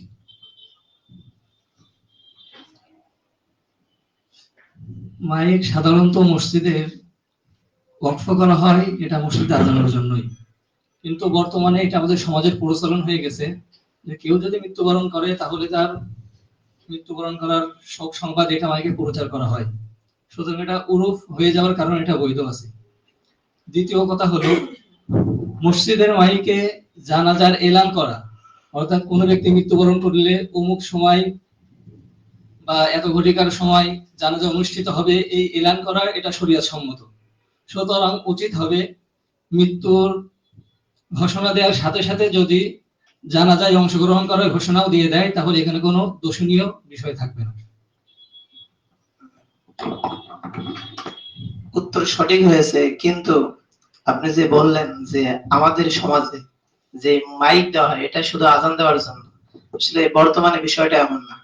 বর্তমানে যে মাইক দেওয়া হয় সেখানে আজান দেওয়া যেরকম যারা দান করে তাদের আজান দেওয়ার যেরকম উদ্দেশ্য থাকে ঠিক তেমনি ভাবে মাইকে মানে মৃত্যু সংবাদ প্রচারেরও তাদের একটা মানে স্বাভাবিকভাবে চলে আসে। এই জন্য এই প্রশ্নটা করবেন বেদের উরফের কথা প্রথমেই উল্লেখ করছে, তোমাদের উরফ আছে না, আপনাদের এটা স্বীকার করতে হবে যে আপনাদের কিছুটা ঘাটতি থেকে গেছে। এখানে এইভাবেই বলা উচিত ছিল, যেহেতু আমাদের ওরফ হয়ে গেছে এই জন্য দাতারা যখন মসজিদে দান করে তাদের মাথার মধ্যে এটা থাকে যে আমার এই মাইক দিয়ে আজানও যেমন দেওয়া হবে, জানাজার ঘোষণাও তেমন দেওয়া হবে। যেহেতু এখানে জিমনান এটা প্রচ্ছন্ন ভাবে তাদের অনুমতিও আছে, এই জন্য এটা বৈধ হবে। এই জন্য আপনাদের একেবারেই শতভাগ হয়েছে এটা বলা যাচ্ছে না। 1 নম্বর কম পাবেন, 5 নম্বর পাচ্ছেন।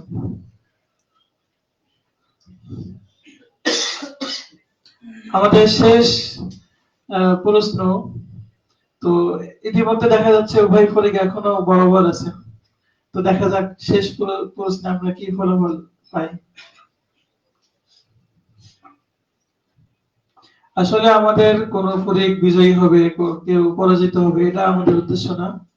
আমাদের উদ্দেশ্য হলো যে যে সমস্ত মাসআলা নিয়ে সমাজে চর্চা কম সেই সমস্ত মাসআলা কিন্তু দরকারি, কিন্তু সমাজে অনেক বেশি দরকারি কিন্তু চর্চা কম, এমন মাসআলা নিয়ে আমরা যেন আলোচনা করি, আমরা নিজেরা এটা জানি, সমাজকে আমরা জানানোর চেষ্টা করি, মানুষকে এসব ব্যাপারে সচেতন করি, এটা আমাদের উদ্দেশ্য।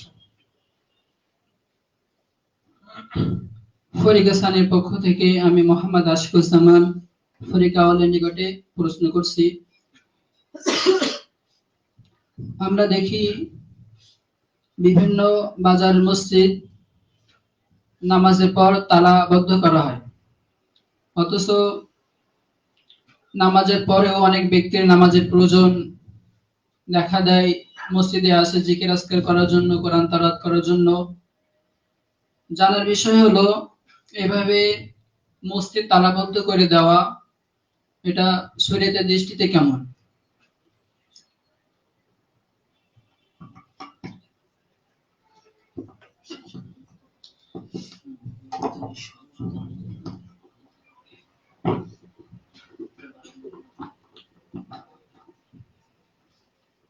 আমি মোহাম্মদ নাইম ফরিকা আওয়ালের পক্ষ থেকে ফরিকা সানি ভাইদের প্রশ্নের উত্তর হলো যে মসজিদ এটা আল্লাহ তাআলার ঘর, এটা হলো ইবাদত বন্দেগীর জায়গা, এখানে মানুষ এসে দিন শিখবে, এটা মসজিদের মাকসাদের একটা অন্তর্ভুক্ত।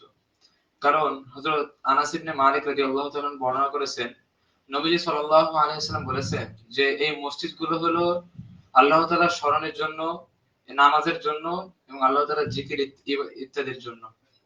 তো এই জাতীয় অনেক আসার এবং হাদিস দ্বারা আমরা জানতে পারি যে মসজিদ এখানে উদ্দেশ্য থেকে এটাই যে মানুষ এখানে ইবাদত করবে, দ্বীনি তালিম করবে এবং নামাজ পড়বে, এজন্যই।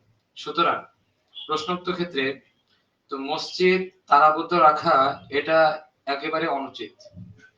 তবে আমরা যেটা দেখতে পাই আমাদের সমাজে মসজিদ যে তালাবদ্ধ রাখে, এটার কারণ হলো যে অনেক ক্ষেত্রে এমন হয়ে থাকে মসজিদের গুরুত্বপূর্ণ সামানা থাকে যেগুলো হেফাজতের প্রয়োজন হয়।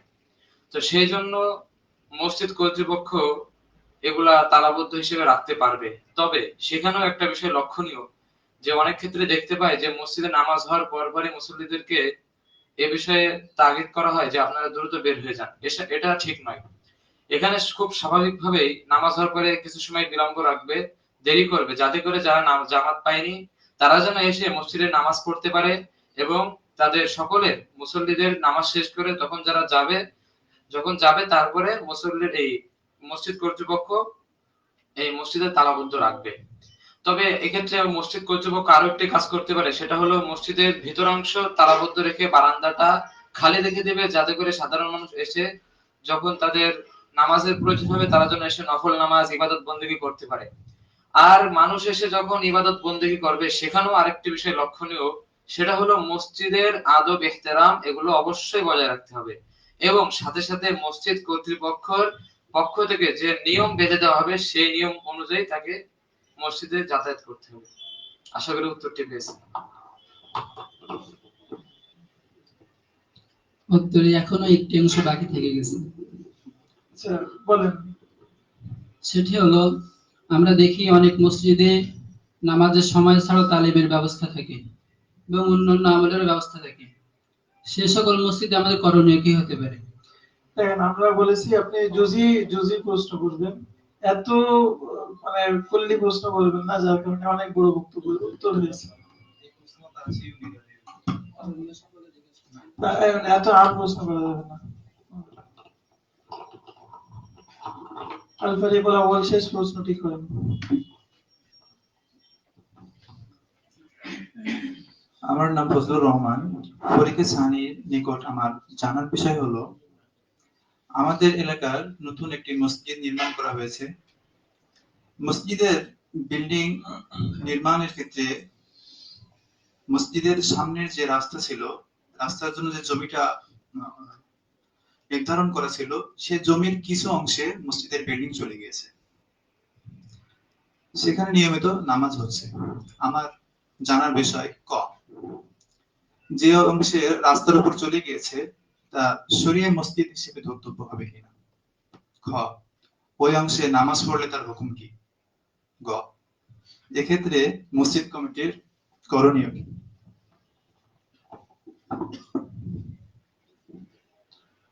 প্রশ্নকে আবার শুনবেন না হয়েছে?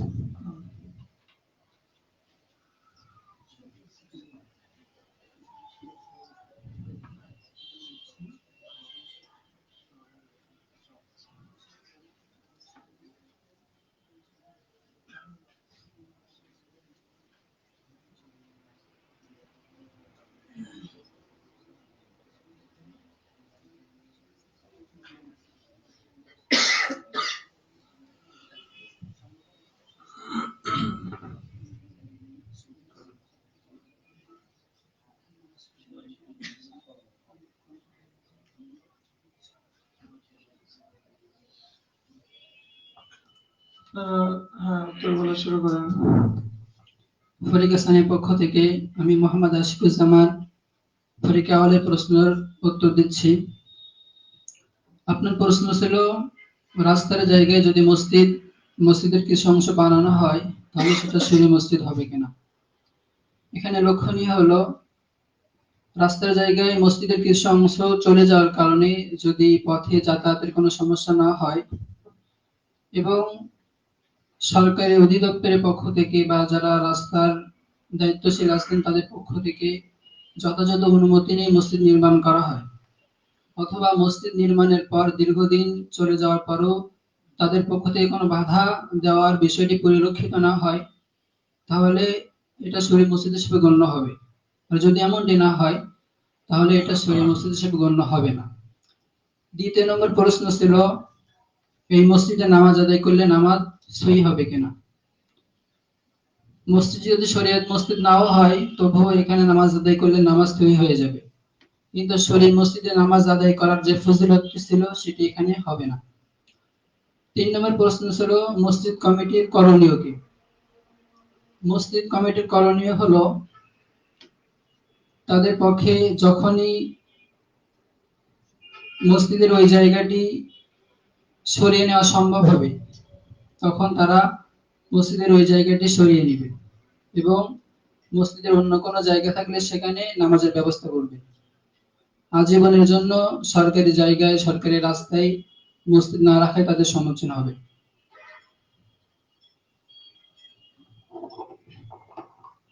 জি, সহি হয়েছে।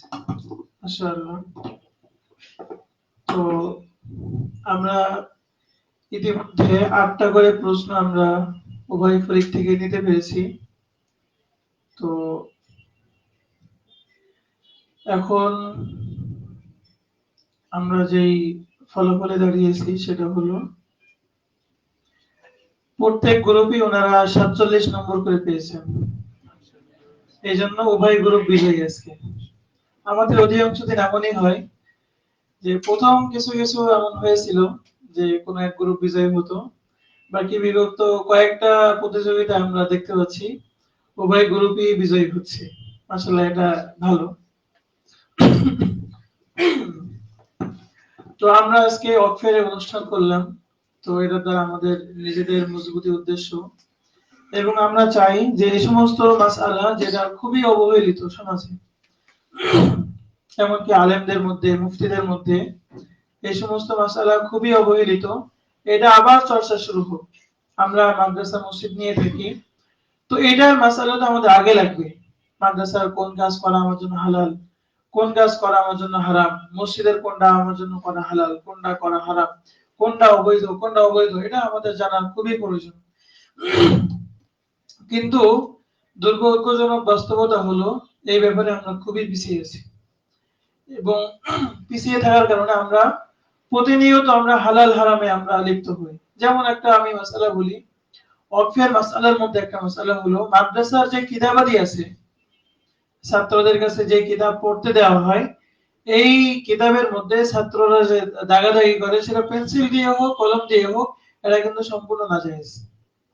কিন্তু এইটা আমরা কয়জন ছাত্র আমরা জানি বা এটা কত বেশি এটা আলোচনা করা হয়।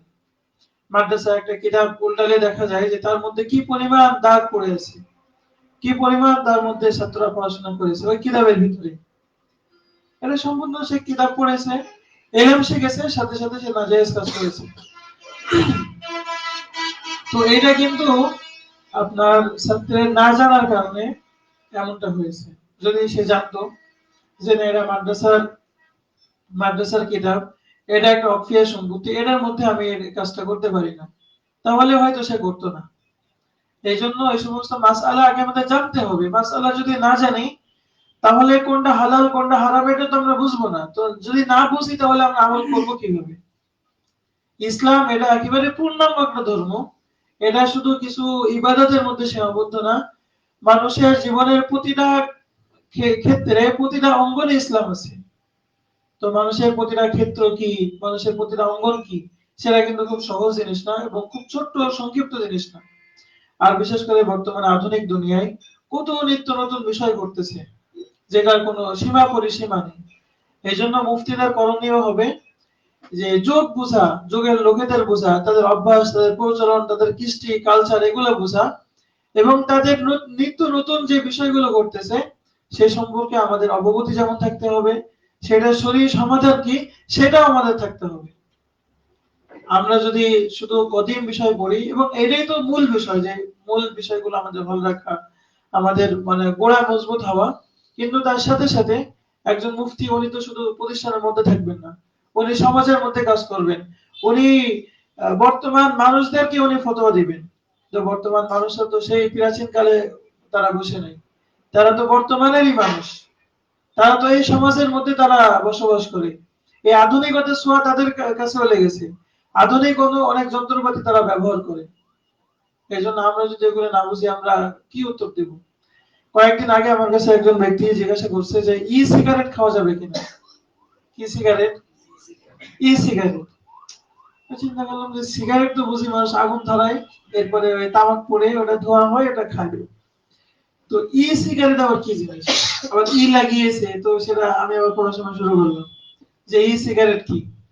পরে পড়াশোনা করে দেখলাম যে এটা ব্যাটারি চার্জে চলে, আবার কারেন্টের মাধ্যমে চলে। তো ওইটা ওই মানে আপনার সিগারেটের মতো একটা ধোঁয়া মানুষের শরীরের মধ্যে যায়। তো বিজ্ঞানীরা গবেষণা করে দেখেছে সাধারণ সিগারেটের তুলনায় ই সিগারেটের ক্ষতি অনেক বেশি। এই জন্য অনেক দেশ এমন আছে যেখানে সাধারণ সিগারেট বৈধ কিন্তু ই সিগারেট অবৈধ।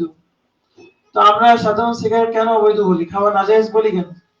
মানুষের শারীরিক ক্ষতির জন্য। তো হুকুম এখান থেকে স্পষ্ট হয়ে গেল যে সেই ই সিগারেটটা সেটাও কি হবে? অবৈধ হবে।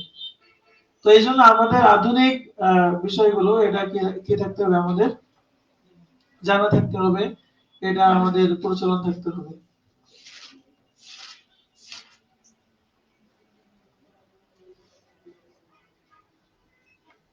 হ্যাঁ, একটা মাসআলা উনি জিজ্ঞাসা করেছেন যে আমাদের সমাজে প্রতিনিয়তই ঘটে থাকে, যেমন আমাদের সমাজে অনেক পুরাতন আমরা মসজিদ দেখি যেখানে দীর্ঘকাল ধরে একতলা মসজিদ ছিল, সেখানে মানুষ নামাজ আদায় করে এসেছে।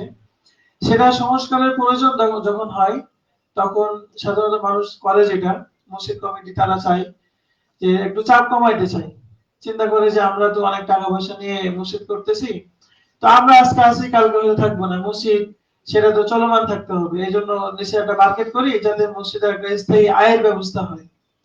তো নিয়ত মাশাআল্লাহ ভালো, কিন্তু মসজিদ এটা আমাদের মনে রাখতে হবে, একটা হলো মসজিদের জন্য অক্ষকৃত জায়গা, আর একটা হলো মসজিদের ভবনের জায়গা।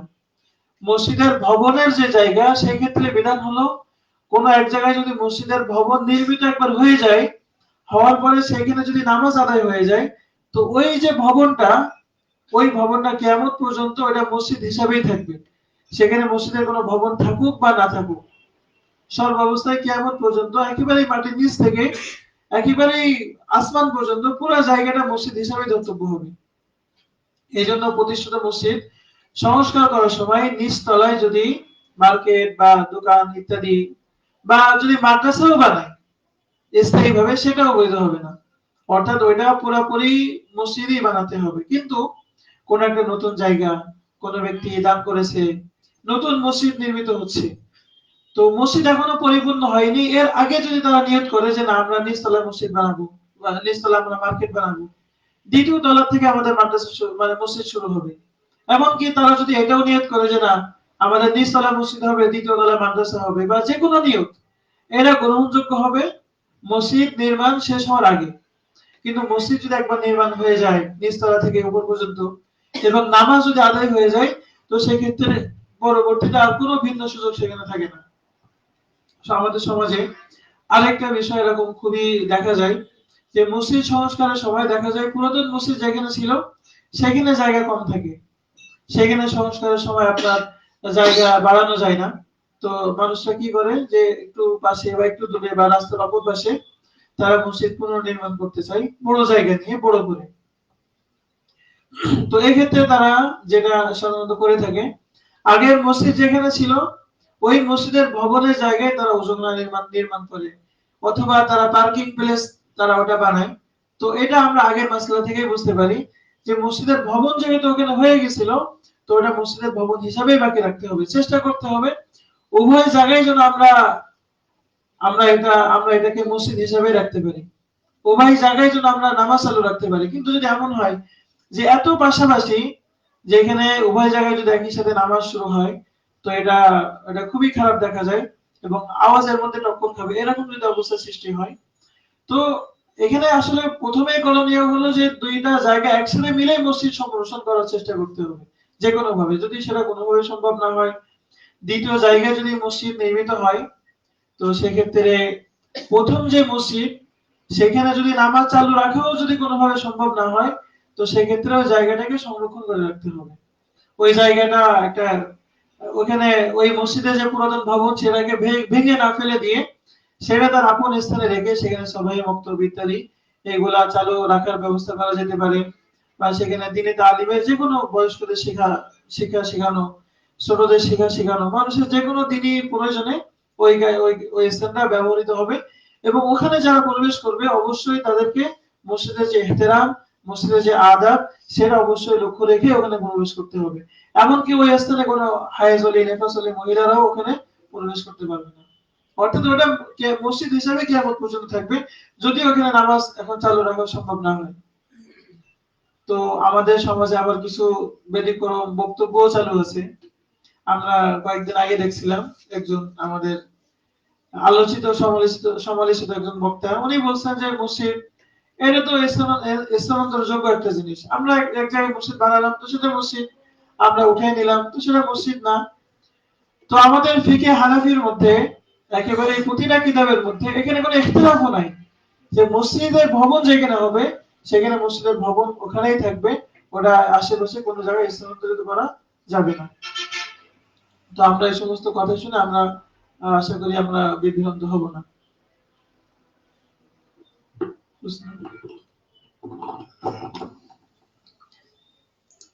আমাদের গ্রামে একটা প্রচলন আছে যে অকফিয়া কবরস্থান, সেখানে রাস্তার কোলে যে জায়গাটা আছে ওখানে কেউ যদি কবর দিতে চায় বা এখনো মারা যায়নি ভবিষ্যতে মারা যাবে, এই জন্য ওখানে কেউ যদি কবর দিতে চায় তাহলে ওই জায়গায় কবর দেওয়ার জন্য এটা কেনা লাগে। এখন এই মানে অকফিয়া কবরস্থানের এই জায়গা কিনে কবর দেওয়ার কি হুকুম?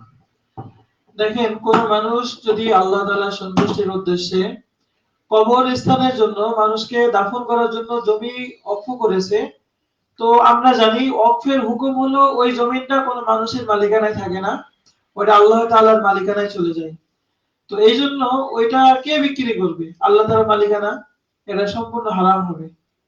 হ্যাঁ, এটা করা যেতে পারে যে যারা কবর খনন করবে বা কবর যারা রক্ষণাবেক্ষণ করবে সেটার একটা যৌক্তিক ফি গ্রহণ করা যেতে পারে, কিন্তু ওই জায়গায় কিনে ওইখানে দাফন করা, ওই জায়গা বিক্রি করা সম্পূর্ণ অবৈধ, সম্পূর্ণ হারাম। যে টাকাটা গ্রহণ করে, হ্যাঁ, ইতিমধ্যে যে টাকাগুলো গ্রহণ করে ফেলেছে সেটা তারা একটা অন্যায় করেছে, তারা মালিক খুঁজে দিয়ে দিয়েও চেষ্টা করবে, যদি মালিক খুঁজে না পায় তো সেই ক্ষেত্রে ওরা দরিদ্র মিসকিন যারা আছে তাদেরকে দিয়ে দিবে।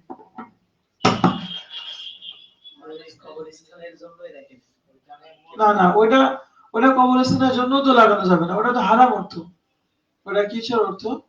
ওটা তো অর্থের প্রতিষ্ঠানের মধ্যেই দাখিল হয়নি, কারণ ওটা যে বিক্রি করেছে তারা তো দান হিসাবে নেয়নি। যদি দান হিসাবে নিত তাহলে কবরস্থানের ফান্ডেও সেটা সংরক্ষণ করা সম্ভব ছিল, কিন্তু যেহেতু ওটা দান হিসাবে নেয়নি, ওটা নিয়েছে বিক্রির ওটা ইওয়াজ হিসাবে, তো ইওয়াজ তো ওটা বিক্রি যেহেতু সহি হয়নি, সুতরাং ওই টাকাটা নেওয়া যে নিয়েছে ওই কর্তৃপক্ষের জন্য ওটা সম্পূর্ণ একটা হারাম হয়েছে, ওটা হারাম অর্থ তার হাতে আছে।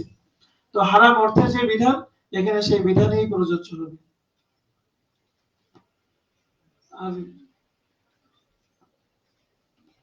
মসজিদের কেশিয়ার সাহেব মসজিদের টাকা তার কাছে আছে, সে ব্যবসা করেছে, ব্যবসায় সে লাভবান হয়েছে, ওই লভ্যাংশ টাকা সে নিতে পারবে না, তার প্রথমত তার এই ব্যবসা করাটাই নাজায়েজ হয়েছে, অন্যায় হয়েছে। কিন্তু যেহেতু এটা মসজিদেরই অর্থ, আর সেটা সেখান থেকে লাভ হয়েছে, এজন্য এই সমুদায় অর্থ এটা মসজিদকে দিয়ে দিবে। না,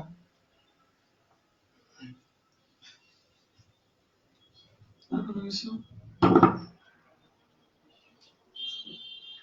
আমরা তো দেখি সরকারি গোরস্থানে অনেক কবর পাকা করা হয়, এখানে পরবর্তীতে অন্য কেউ দাফন আর করে না, এখানে খোদাই করে নামও লিখে দেওয়া হয় যে ওই ব্যক্তির কবর অমুক তারিখে মারা গিয়েছে। এভাবে সরকারি কবরস্থানে কবর পাকা করার এটা কেমন? দেখেন, একটা হলো যে সরকারি কবরস্থান, সেটা এক জিনিস, আর একটা হলো যে কবর পাকা করা। কবর পাকা করা এটাই তো হলো হাদিসে নিষেধ আছে।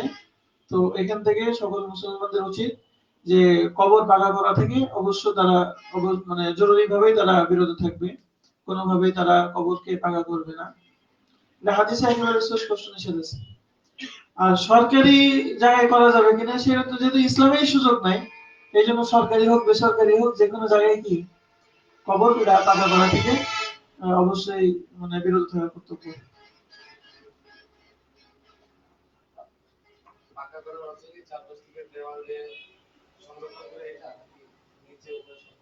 হ্যাঁ, মানে কবরের উপরে পাকা করা, আপনার চারি সাইডে আপনার দেওয়াল দেওয়া, সেইটার বিধান এখানে আসবে না। ওই যে নাহা রাসূলুল্লাহ সাল্লাল্লাহু আলাইহি ওয়াসাল্লাম তুজাসসাল কুবুর, ওইটার মধ্যে এটা পড়বে না।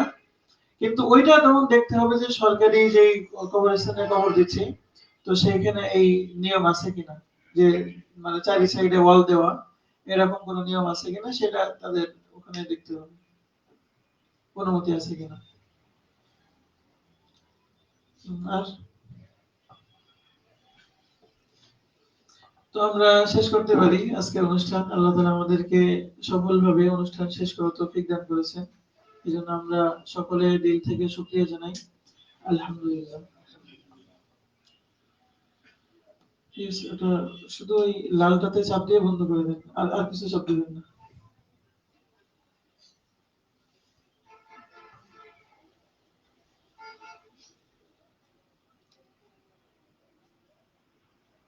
ওই যে, শেষ।